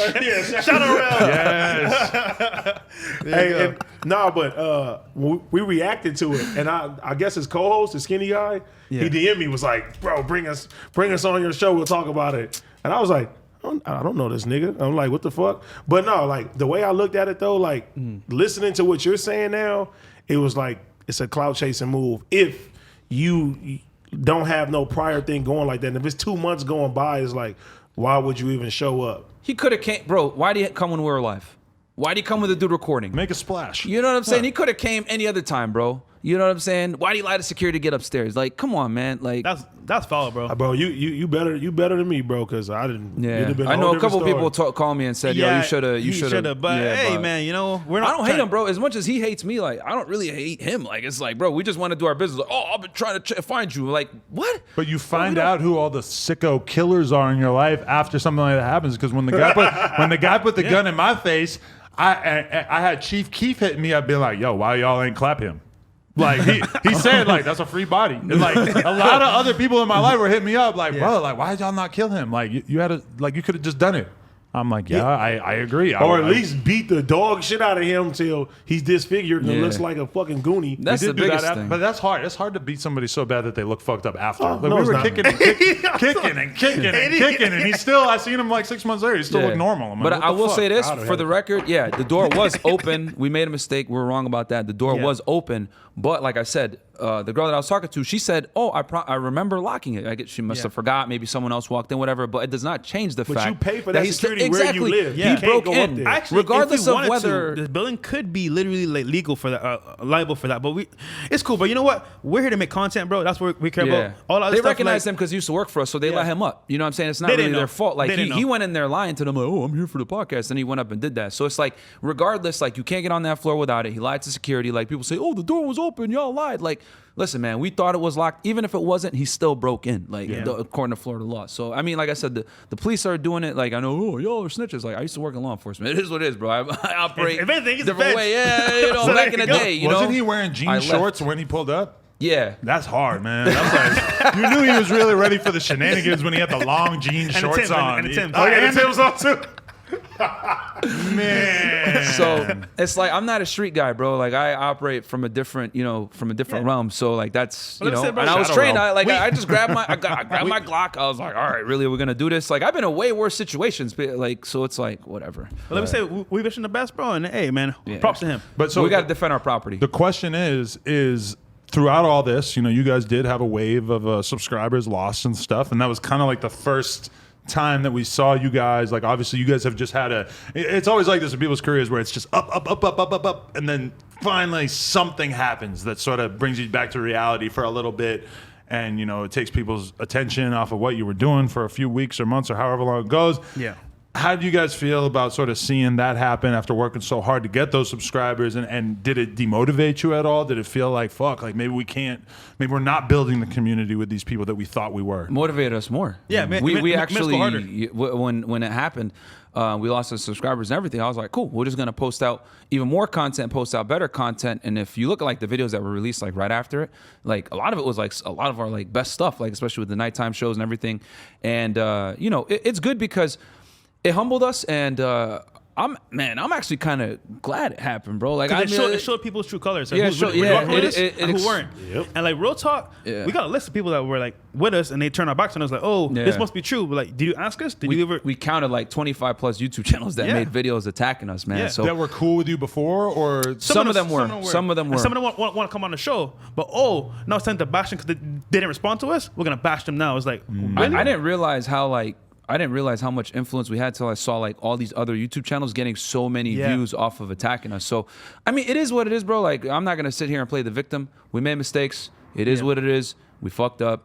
We own it. We learned from it, and we're just putting out better content now. And now we know where people kind of stand. And it was a good lesson. I'm glad it happened to us now versus like when we get like real big, like a couple million, and then it could be way worse. So, you know what I'm saying? I remember my manager called me on the phone. Right, he was like, yo, Fresh, I didn't know you and Myron were this big, because if you're this big and you got this much hate, that means you're doing something that's popping. I agree. And at that point, you're famous now. Because before, maybe you had a cool podcast, but to have that much hate on you, you're going to be doing something right. Yeah, because do you feel like that made you guys bigger? And like, yeah, you're losing subscribers and stuff, but there's so many more people talking about you guys during that time period, which it reminded me of the Joe Budden breakup or the Call Her Daddy breakup, where even my girl doesn't really know that much about the Joe Budden podcast or whatever, but when she heard they were breaking up, she's listening. She's really listening, paying attention. I don't pay attention to fucking Call Her Daddy. But when I found out that there's two hot chicks fucking beefing, oh yeah, I'm tuned in. I'm paying attention. Like, I feel like probably a lot of people tuned into you guys' content for the first time because what's of funny? that. We People lost- drawn the drama, bro. Yeah. We lost subs, but we gained way more views. I think that was our best month ever. The Yeah. views went up. Yeah, views so went we made crazy a bunch up. of money. I was like, oh, you know what? Hey, lose We're some buying a subs. McLaren. We're gonna leave it on the side of the road. Yeah, but for me, it's like it's not really the money. I like really enjoy like one, our goal is to hit 1 million subscribers, Yeah, that's- right? So that's like our goal right now. And then like we enjoy helping guys out and just like putting the truth out there, man. Because here's the thing, like I guess there seems to be this concept or idea that we run around and we say that we're alpha males. I mean, AD, we've talked to you behind the scenes. Bro, We've said it before. I want you to- I used to play video games for money. You was used a to play nerd. video games for money. Like we're Okay. nerds. I dare someone to go back in time, any of our episodes, and please tell us where we said we're alpha males. We never said that. Ever said that. Now we promote. Hey, We're man, nerds that like figured it out. Yeah, yeah. Like we say that all the time, but like people say that we run around and call ourselves like alphas. That's when I know like You don't- y'all really watch the you don't content watch because our content. if you guys like talk about our origin story, like I was real transparent. I used to play video games back in the day. I used to work in law enforcement. I'm not no tough guy. Like I'm not no Yeah. But thug this is or one thing I've learned from anything. watching the Manosphere is that like dudes don't want to be told how to live their life or how to get pussy or how to be great in life by dudes who it seems like it was easy for. Right. You know, like Right. like if you're willing to come out and say like I was a nerd, like I was insecure, I was, you know, like if you're Mr. fucking handsome, if you look like Brad Pitt, Yeah. how the fuck are you gonna run a channel telling girls or telling guys how to talk to girls? It's like They don't wanna learn everybody from- is gonna be able to look at you and be like, you don't need any help, you fucking They don't wanna asshole. learn from It's funny, naturals. people are like, oh, bro, you're ugly. Well, guess what? If I'm ugly, I have to learn game to get girls. So that took me a process to get a level where, you know what? Yeah, I stutter. Yeah, I'm not the best looking guy. But guess what? My game and my presence and my vibe, you know what? He's a cool guy. I like his personality. I can fuck with him. That takes time and effort. And look, I don't have all the answers, but hey, I figured out, hey, if I do these certain things, I'm going to get laid. And I figured it out. Same Yeah, thing I mean, with yeah, him. man. I mean, we both like I didn't lose my virginity till I was 18. Like we both struggled with girls. Yeah. Like so, I don't know where like a lot of people say like, oh, y'all run around saying you're alphas. Like, no, man, not at all. We're both late bloomers, and the thing is that I think a big reason why the stuff that we say resonates with so many guys because we were there. Like we were there. Like we're getting curved with just we're getting curved. We're dealing with the same BS. We're dealing with all the same stupidity of like, you know, the current dating marketplace that regular guys are too. It's just like now, yeah, okay, now we're a little bit more popular. But Yeah. we were still dealing with the same BS before. If anything, I'll tell you guys this. We got more girls before than we do Before. now. Oh, yeah, it's- Way more before. Dude, it's kind of like, yo, what's the angle here? What do you want from me? Back then it was like, yo, I'm just having fun getting lit after work. We're vibing. It's cool. But now it's like, I got to watch my back. I don't know what's going on. It's a lot harder now. That's how I feel about everything now, bro. Yeah, you never know now. You can't like invite everybody into your, you know, give Yeah. your energy out and stuff like that. Because the higher you get up, the more people see you. It just seems like everybody has a motive or like how am I standing out versus everybody else? Like, what is the goal of that too? So I look at that shit like This real whole extensive thing as was well. a Facts. huge learning lesson that like if people get the opportunity to like, you know, drag your name through the mud to bring themselves up, they will. And even if it means like, you know, making false allegations, whatever it is. And we did a whole like, you know, I don't want to go into it too long, but like we did a whole like 5-hour video where we addressed every single allegation. Step by step. Timestamps are there. I seen like half of it. And people didn't even watch all of it. That was the I was moment when watching Yo, Well, you know the truth, but behind the know scenes the because you truth. know us. But you guys invented a Yeah. new technique right there because normally when people want to apologize, it's a notes app. It's like, listen, I said the N-word. I'm sorry, yada yada. But it's short because they want everybody to be able to read it real quick and get the idea. keep pushing. You guys were like, nah, we putting out a 5-hour video. We know you're not going to watch the And whole live. thing. Yeah. We did it live. And that way, And you can ask whatever you want to ask. but from my us. perspective, it's like, well, they must be sorry or they must have a good excuse because it's 5 hours worth of content. I'm not And we maybe put the- going to watch the whole thing, but here. we put the timestamps and everything, and it's like crazy because like people are still coming at us for some of these allegations. I'm like, we answered that. Like we told y'all exactly what happened, how the story was misconstrued, and they still want to say, well, y'all are frauds. And I'm like, we broke this down. But it just goes to show like a lot of the times you can't win. Like people are just gonna make their assumption on you. Like they didn't like you in the first place, and then Yeah. like they see that you're like people are coming at you. So like, okay, good. Now I can really put my foot down. Yeah, fuck you guys. I never liked you in the first place. Y'all are frauds. And then they won't even listen to like the evidence you present that like contradicts even with proof. I brought out receipts, recorded phone calls, Yeah. all this other stuff to prove like how a lot of these allegations were false, bro, 100%. And people still are like, oh no, fuck y'all. Even the sugar site thing, with sugar sites, bro, we are on there 24/7. You talked know about why? that. Because that's one of the biggest sources to get girls. Think about this, right? Higher value. How is it perceived? If I'm on Tinder, I'm just a regular guy on Tinder trying to get laid. If I'm on a sugar site, damn, who is this person? You said 24/7 you're on there? Not 24/7, but That's like- an exaggeration, I'm assuming. No, You wake up in the middle of the night like, gotta get it in. But like, if you want girls off rip, that is an easy way because guess what? Higher perceived value. So real Yeah, quick, and they try to say we're frauds for that. I was like, bro, we had a video. I pulled a video out from a year ago. our first episode, One of our first episodes. Sugar sites. Where we talked about, hey, you need to use sugar sites to get girls. You need Tinder, Bumble. Use everything. In Hinge, person. Sugar sites, cold approach, social media, everything. Because we tell guys, like, dealing with girls is like sales. So you need to have, like, a bunch of different lead sources to get the girls. Yep. And you want to have all these lead sources, then you get numbers from there, and then you set up dates. And then, you know, obviously, that leads to sex, right? So we, like, have it all shown like this. And I do, like, a little graph where I show it. Yeah. But sugar sites is a great way to do it because just like he said, it's higher perceived value. I can't tell you how many times I match with a girl on Tinder and then I'll see her on a sugar site. She'll go out with me on a date because she saw me on a sugar site and I got the same exact goddamn pictures, same bio, whatever, and they take me from there. But it's because you have higher perceived status. And then I talk about how to write your bio in a certain way. We broke this all down before, but then people were like coming out, and that's how I knew y'all are frauds. And I was like, dude, you don't watch our content. Do you watch our content? Like we talked about this over a year ago. Wow. It's just funny, man. So, but we addressed all that in that video, man. It's a 5-hour video. We broke everything down, man. And it's like, because dude, we do our podcast live, so whatever you say is what we actually do. Why are we gonna come on here and cap to you when we do it live? Yeah, like, that's retarded. I'll admit that you guys have turned me into a Social Blade guy again. I used to look at Social Blade like a couple of years ago. I was in the groove where like at least once or twice a week I would head on over to Social Blade. I'd be looking at my fucking stats. I'd be looking at my competitors' stats, just like seeing how everybody's Instagram or Twitter or YouTube is changing or whatever. You know, a lot of times you pick up some really interesting stats from that, but I have noticed that you guys are going up again on YouTube. So at least you got better than you niggas. the momentum does seem to be back because I see it. It sucks because it's only a K a day or whatever. So it just says plus 1K, plus 1K. And honestly, bro, like no shade to Abba and Preach, man. We wish them the best. Real talk. Real talk, man. We have no animosity towards them. I'll say this, right? Good content, you can't bring it down. I would say this. Good content will always prevail because guess what? When you're adding value to people's lives, for example, people stop committing suicide. People wanted to like off themselves. People got girlfriends. People got into marriages. Like, yo, this content, bro, is saving lives. So you know what? I'm gonna keep putting out there, and if people receive it and they get value from it, they're gonna keep sharing it. So either way, I got to go. When we were getting a lot of the hate, I got so many messages from guys like, guys, please, whatever you do, don't quit, don't leave, blah blah blah. Like y'all provide so much value because you know the people that really like us, like they watch the Money Mondays, they watch the Womanizer Wednesdays, where we typically, hey guys, what do you guys want us to cover? Like last week we covered like how to not like try too hard to impress girls, you know what I'm saying? Or should you compete with other guys to get girls? So we on Wednesdays we typically cover a topic they want, or how to do online dating, or how to whatever. And we actually did an episode on how to do sugar dating too, which we're gonna re-release it. And then Friday we do reaction stuff, and we also do Fitness Friday. So like people that like watch the content, they're like, dude, this has helped me like level up.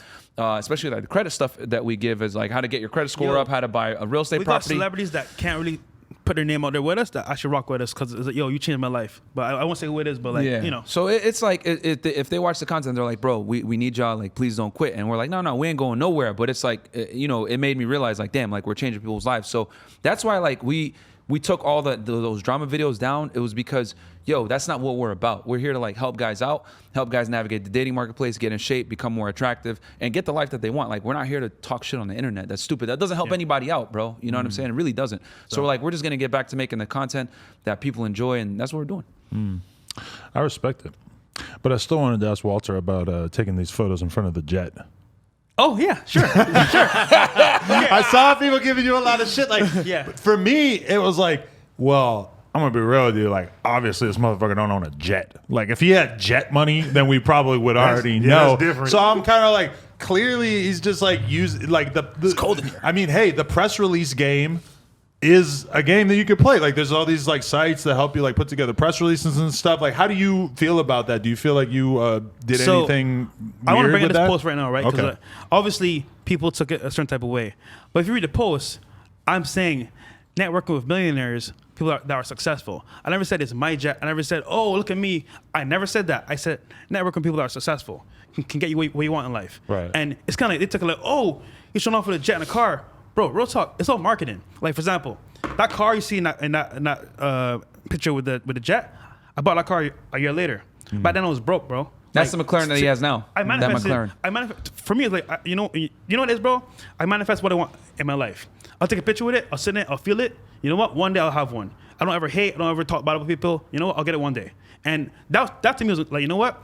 I'm there right now with some people that have made it, that are successful.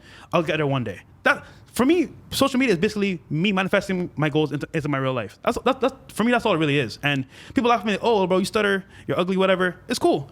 I know my life. They're right about the ugly part. I know my life. If I work hard enough and I put my distractions to the side and I keep on my goals, I'll get whatever I want. So that was just me put out there. You know what? I'm gonna make it. I'm gonna be an entrepreneur and I'll make things happen in my life. And people took it as, oh, he's trying to cap. I never said that was my jet ever. Right. So it's like people just want to talk shit about me because I'm doing well and they're not. for the most part. So True. What I've realized, man, from all this too, is that like people kind of like extrapolate what they want to hear, what they want to like believe, and then they'll just like assume Yeah. that, and then be like, all right, fuck you guys, like this is what it is, blah blah blah. And then when you say, all right, well, here's my side with all the evidence and everything, and they're like, oh no, fuck that. Yeah, You know? there's something about where it's one of the 48 laws of power. I saw somebody made a video about this the other day, but like basically, if you appear too perfect, people will be desperate Yeah, to take they you want you to down. take you down. Yeah. You know, Adam. and especially if you're coming out here teaching people, trying to be like, yo. This is like how you do good at this thing. That gives even more of a desire for people to take you out. You know, you can see the post here, right? Read what I said. networking is the key to success. Best birthday weekend ever. When millionaires and people with ambition genuinely believe in you, it forces you to question where your focus really is. One interaction can change your life forever. Get around people living it and doing it so you know it's possible. And there you are in front of a jet with Did a I whole bunch say of other like, people. oh, it's Yeah, my it's jet? legit. Look at me. I'm like, yo, these people have made it. I haven't. I'm around them, learning some stuff. It's like awesome. I mean, why do people on the internet now want to act like faking it till you make it ain't a thing? Because let me tell you, I was telling people I was a millionaire way before I had $1 million. Ross just said I mean, that. come on. Ross, he just said that he talked about all these watches he didn't have.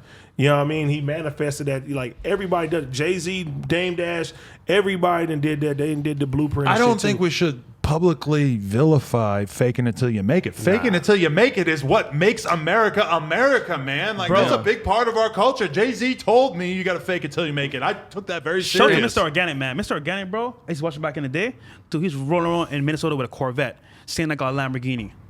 Boom. Couple of years later now, he got McLaren, 4x4 square G-Wagon, a Rolls Royce, a Ferrari. Bro, you got to manifest that shit. It We're doesn't seeing happen Mr. Organic Sunday at Dusto Dub's event on the 19th. Oh, boom. You want to come?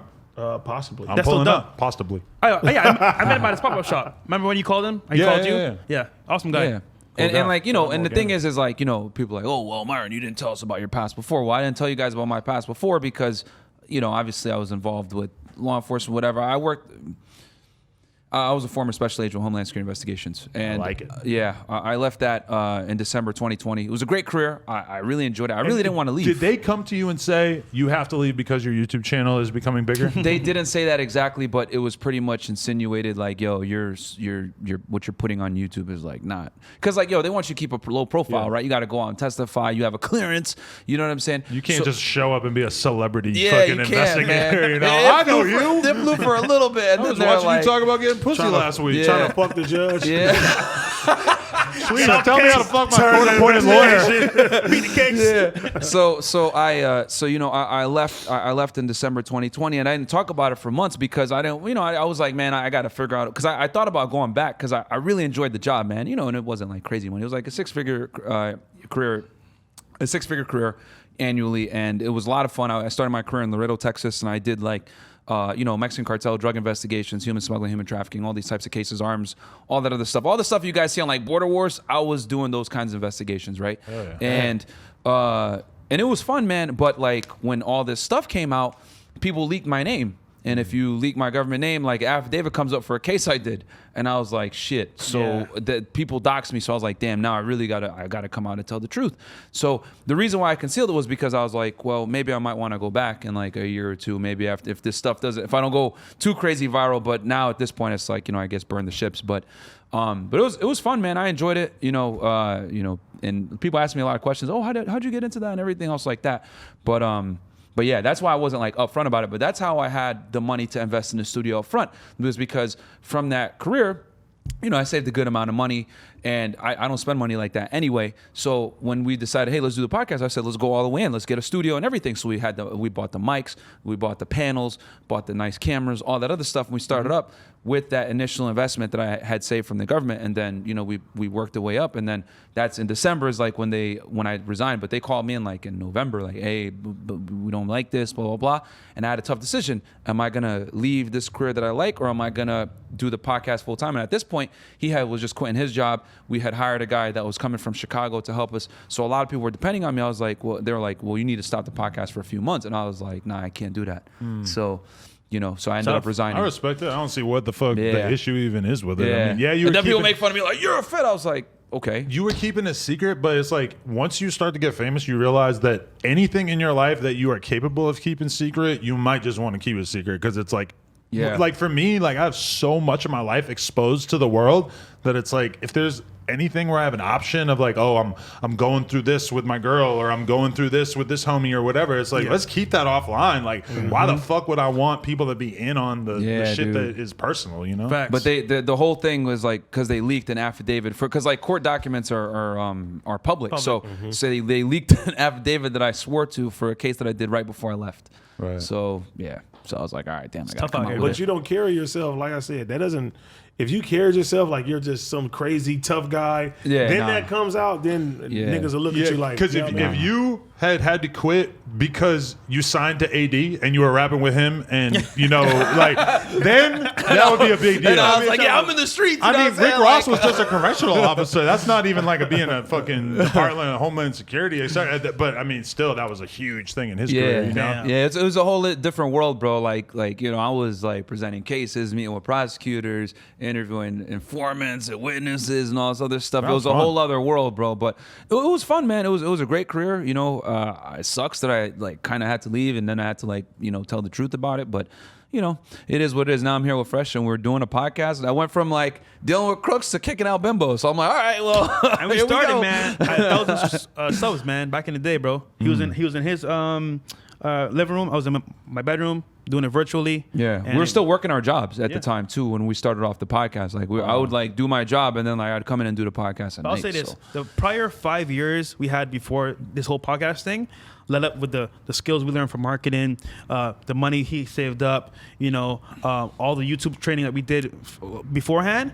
Whenever we came together, we put it together, and that's what blew it so big.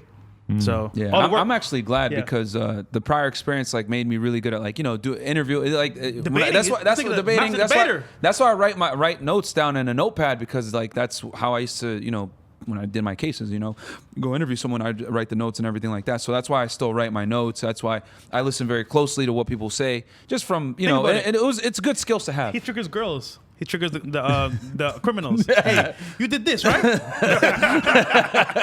No. I didn't kill him. I just shot him a few times. Okay, all right. That's not that bad. He's still alive. I feel that, but So- sometimes on the podcast when I'm Yeah. talking to like random girls, I feel like the argument that I'm trying to have is a lot of times like very like fact based, and like the argument, and they're not Yeah. really even having an argument in the same way that I'm having an argument. They're not trying to like debate. They're just saying shit. Bro, And it's kind of just emotional. occurs You wanna to me, hear like, something funny? This is not. We're not doing the same thing right now. Maybe I should. Nigga, that's like our fucking group chat. We just purposely bother you. He's like, he'll give us the facts about something and we'll purposely just derail him and stuff. Translation.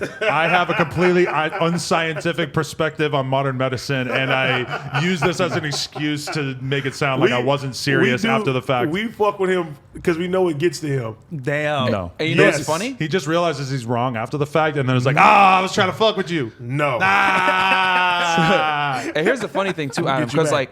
like I've had because like some of the girls that like I've had like that came on the show that didn't like me, they come back and what they'll do is they'll come back and they'll like watch or like whatever as a spectator, and then they're like, "Yo, those girls just argued with you just to argue, like they're fucking dumb." And I was like, do you see what I mean now when me and you were talking about it before? And they kind of see it because when they watch it as a spectator and they're able to get their feelings out of it and they're able to look at it objectively, they're able to be like, yeah, that girl's dumb. But the thing it's for when you they're is there, it's like, you're yeah. like a fucking junior high teacher on this show because you have to be willing to tolerate like really dumb arguments. Otherwise, there's no show. Like otherwise, Yeah. why are you bringing in these random girls that have Yeah. never had a conversation on camera with anyone ever? It's like you kind of need that energy because otherwise, Yeah, like for you sure. know, like if Yeah. you're gonna teach 13-year-olds, you just have to like be mature and it's responsible crazy enough to when- just deal with them saying a bunch of stupid shit. When they come back as a spectator, they're Yeah. like, damn, okay, yeah, they're arguing with their emotions. I was like, do you see kind of how like you were doing it? They're like, yeah, you're right. And sometimes the girls will come back and be like, you're right.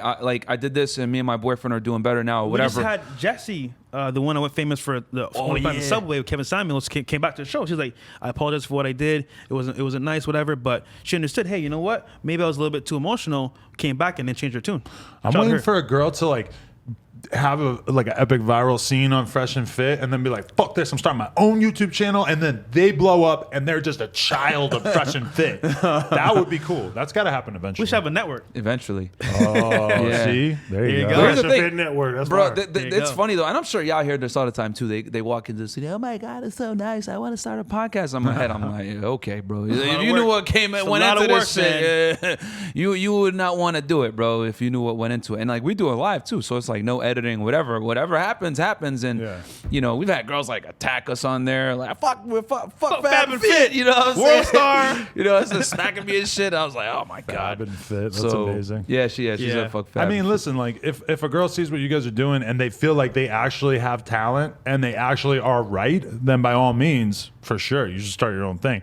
The whole thing is there's just way more people are lying to themselves and saying like, I think I could do this or whatever, than the people who actually have any kind of ability to really do it. Unless you're willing to start that type of content and I'll get paid for like a year, like Mr. Organic always says, you shouldn't do it. Oh yeah. I'll tell you this, man. From the YouTube stuff, from what I used to do, this is harder, bro. Because I put in way more hours with the YouTube stuff than I do when I was working for Uncle Sam. And the thing is, you know, I don't want to toot my own horn, but like I was a really good case agent. Like I had done wiretaps, I did big gang cases, not your gang, not your gang. You should look into the Crips. The Crips are bad news, man. I did There's organize. this guy, C-Mac the Low. Oh man. I will say I never You did. send them up the river. I never did a C case. I never did none of that. It was never y'all. Well, what about these Bloods? Never against Bloods either. Never. It was more like you know Zetas and stuff like that on the Mexican border is what I did. So it wasn't tell really. Duno. It was more transnational.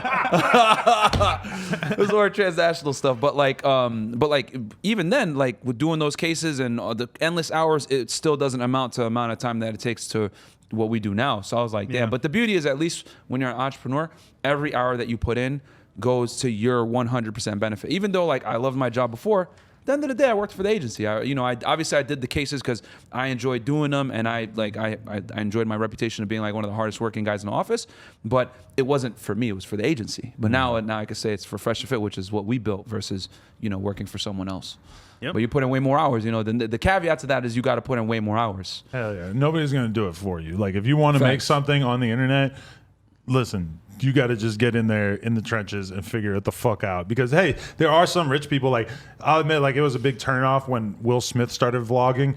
And I'm just looking at it and just realizing, like, this motherfucker got a whole team that just like thought this idea up, helped him film it, put this whole thing together. I'm like, this is what vlogging is turning into, is like celebrities just with massive teams. That's not like, oh, I'm Jake Paul and I just picked up a camera and started filming myself, which is what vlogging always was. You know? His shit was cool though. Like to me, It was funny, but he it's like, did when you shit- have a whole fucking team behind you, it's like, Was it obviously had like lights and cameras in the back? Like you could it tell. was just some bullshit. Like he was doing like shit that like nobody would do it because they can't even afford the shit. Yeah. So I mean that was like a space in its own that I thought was like cool, but like everybody. But that is kind of old school because Fresh now Prince. I feel like they would just be like, oh, okay, we're going to make you a TikTok and you're going to do these little dances and that's going to be your whole thing online, Will Smith. Yeah. Shout out to the original Fresh Prince, man. Yeah. But yeah, I That's a get good what you're point. saying. That's a good point. Vlogging is that's I've your said it a OG. million times, bro. Yeah. Vlogging is like one of the hardest ways to create content, bro. Shout out to all the vloggers out there, man. Yeah. Like This walking around with nigga, a camera. Bro, you know what's funny? I'm doing the bare minimum, bro. I'm using my phone. Like I got two phones this time, right? Yeah. He's a poverty vlogger compared to these other guys, bro. Hey, shit. Hey, man. You got a live podcast? You get live me on a video. I'm not gonna lie, I was kind of like an OG phone vlogger back in the day, bro. Like so much of my initial like hype and shit came from me just making iPhone vlogs of going to parties and being around people doing drugs and crazy shit happening. Girls, you could tell that we were like all just hooking up with girls at 3 a.m. and shit. But at a certain point, it became like, I'm doing so much content. I'm doing so many fucking interviews. I just want the rest of my day to be like mine, where I don't have to think about what I'm filming. I'll still put shit on my Instagram story and everything like that. But, at a certain point, it just kind of became like, I can't be doing all these interviews and then also filming every moment of my day, trying to get a daily tough. vlog out. At a certain point, it can be really hard. It's tough. But this is why we work nonstop. Like literally, we wake up, we're working. We sleep, we're like working. Even this trip, we're working right now. No, it's not vacation. Yeah. I feel it. You guys got anything big coming up before I go and eat this fucking steak that I got waiting we for do, me? bro. Or- We're giving What's away going on? a Rolex. Yes. You want to talk about that? Yeah. So it's Yeah. ffspiritbomb.com. We're trying to hit 1 million subscribers. That's the goal. Get that golden plaque like you guys. But yeah, man, ffspiritbomb.com. And then we're basically giving away a Rolex is the first, the grand prize. Second grand prize trip is to Miami. trip to Miami, $1,000 cash prize. Meet us in the studio. And then the third is a trip to Miami for free. And then basically you get to chill with us, hang out in the studio for a weekend, whatever it is, we cover it for you. Yeah. And then all you got to do, honestly, is just go to ffspiritbomb.com, enroll, put your name, number, email, dick size. No, I'm just kidding. Trace it on a piece of paper and then mail that in. Yeah, but no, everyone's like, oh, y'all are taking a lot of information. It's so that we can track the score so we can give you your prizes, man. Yeah. So yeah, a name, email, phone number, and then you enroll in that, and then it gives you a special URL. You take that URL, give it to your friends, and then every person that you refer to subscribe to Fresh and Fit. It counts it. And Fresh and Fit Clips, it counts it, and then all you got to do, and then subscribe to Fresh and Fit and Fresh and Fit Clips. Done. So do 2 steps. Subscribe to Fresh and Fit Clips. That's step 1. Step 2, enroll in the website, get your special URL, share it, and get prizes. As little as 5 referrals, you start getting prizes. That's hard. So, And yeah. we're adding some huge guests on the platform as well. Yeah. I won't say names yet, but just we're about to blow it like you, bro. Some Well, huge hey, guests. I believe that Adam 22, AD, and we may be pulling up to the Fresh and Fit studio on an up and coming Saturday, so people Let's should get it. definitely It's stay gonna be tuned. lit, man. Yo, a real talk. When you guys come down, red carpet. Well, yeah. Because we got to go out after that because we have to leave at 6 in the morning the next day. So we basically got to go out you and party. leaving now? sleep. Huh? You leaving now? I'm not staying out there without you. What the fuck am I going to do? Yeah, I think I'm gonna get a booking out there too. My boy's supposed to book me. That Saturday night? Yeah. Let's do it. Yeah.